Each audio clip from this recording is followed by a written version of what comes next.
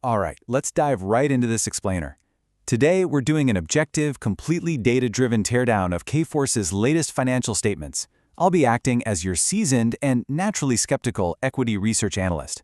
We're going to look right past the flashy media headlines and dig straight into the SEC filings, the 10Q, and the raw math of Kforce's Q2 2026. But before we begin, a quick mandatory note. Disclaimer: this is an educational case study and quantitative analysis for informational and entertainment purposes only. It does not constitute financial advice, investment recommendations, or an offer to buy or sell any securities.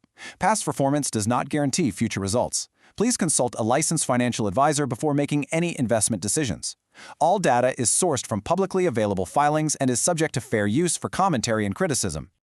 Here is our agenda for today. Section 1, the headline earnings beat. Section 2, uncovering the growth engine. Section 3, margin and cost realities. Section 4, the balance sheet gauntlet. Section 5, the legendary investor check. And finally, Section 6, synthesis and final verdict. Let's kick things off with Section 1, the headline earnings beat, looking strictly at the surface level. So, Kforce posted GAAP earnings of 73 cents a share. That absolutely crushed the 60-cent consensus estimate by nearly 22%. On a GAAP basis, net income came in at a solid $12.3 million for the quarter. And they backed that up with $349.3 million in total revenue. That's a 4.5% year-over-year increase that just managed to edge out the forecasts. So on the surface, the mainstream narrative is a picture-perfect, clean beat and raise. Moving into Section 2, uncovering the growth engine. Why exactly did they beat these expectations? Well, Kforce is overwhelmingly a tech-focused staffing firm. Their technology segment drives a massive 92.7% of their overall revenues. This means they are deeply, intimately levered to corporate IT spending. Now, the real growth engine here is fascinating. Their higher-margin consulting solutions pipeline surged by 30% year-over-year. That drove a sequential billing day growth of 4.1%, literally the strongest they've seen in 4 entire years. And crucially, they maintained a highly stable average bill rate of around $90 per hour, which proves to us they aren't just discounting their services to win over that business. Okay, Section 3, margin and cost realities. Let's find the truth about the bottom line. Take a look at these condensed operations.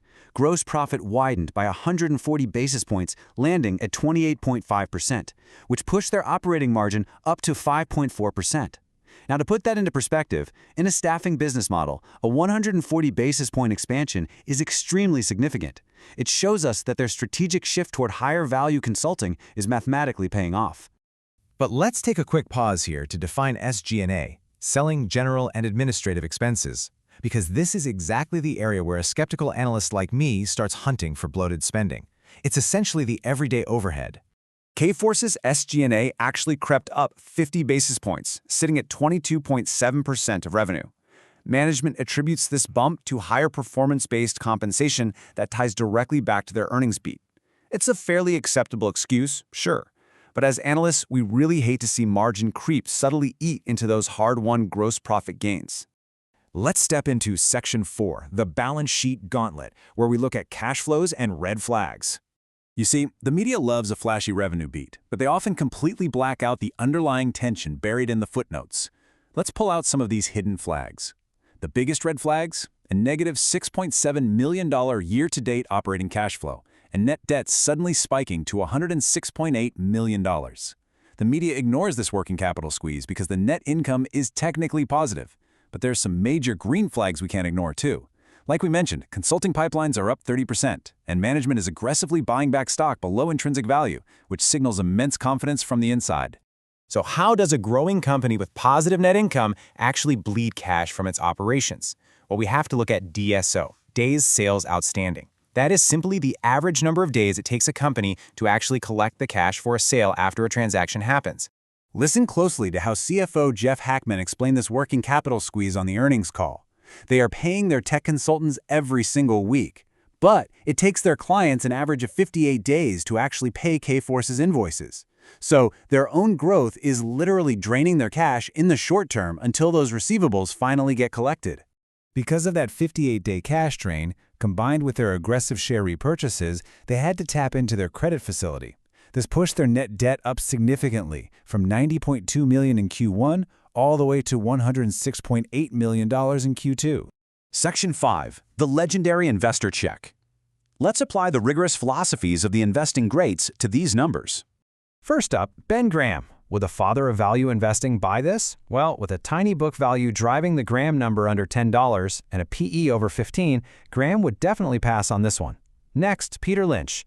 With a PEG ratio hovering around 1.47, Kforce trades higher than Lynch's fair value formula typically allows, so Lynch passes too. But what about Warren Buffett? Actually, he'd probably love their 30% return on equity and conservative debt leverage. However, even the Oracle of Omaha might question just how wide their economic moat truly is. Now, regardless of what the legends might think, Kforce has just crossed an absolutely incredible milestone.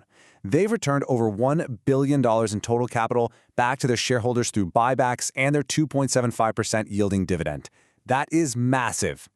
Finally, Section 6. Synthesis and final verdict. Let's talk moat and valuation. Let's synthesize all of this with our ultimate valuation gauntlet. We ran 21 distinct financial models. Our cash flow models, like DCF and APV, average out around $61. The dividend and income models sit right at $59. The comparables and multiples are a bit wider, ranging from $50 to $68. Now, they do suffer on asset-based models because they're a service company, which pulls those specific valuations down to the single digits. But when we factor in real options for their pipeline growth, it points right back up to $65. Averaging out all our relevant models, we arrive at an intrinsic value in the high 50s. Therefore, based on current fundamentals, we conclude the stock is fairly valued. In terms of their economic moat, it's fairly narrow, highly tied to cyclical IT spending, though we do see it slightly expanding as they make this big shift to higher margin consulting. Ultimately, the shift to higher margin consulting is absolutely working, but it's requiring heavy upfront cash to fund that 58-day receivable gap. The headline models are pointing one way, but hidden working capital flags suggest a potential squeeze on the horizon. So, which side of the ledger are you on? Do your own homework.